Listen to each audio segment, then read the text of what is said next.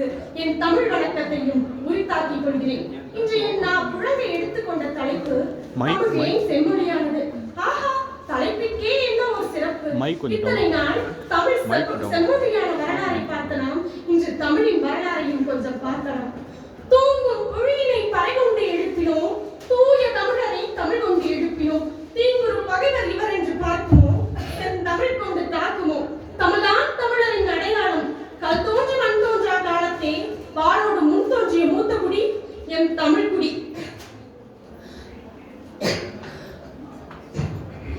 வடவேங்கடம் தென்குமரி ஆயிடை தமிழ் கூறும் நல்லுலகம் என புறநானூற்றுக்கு பாயிரம் பாடிய பணம்பாரனாரால் எடுத்து புகழப்பட்டது என் தமிழ். புறநானூற்றியது என் தமிழ் மண். முத்தான கரத்தால் சிலம்பு வாங்கி ஆவேசத்தால் உடைத்திட்ட அடுத்த கணமே தன் நாவியை அந்தரங்கமாக்கி பறந்து போனான் ஆரிய படையடந்த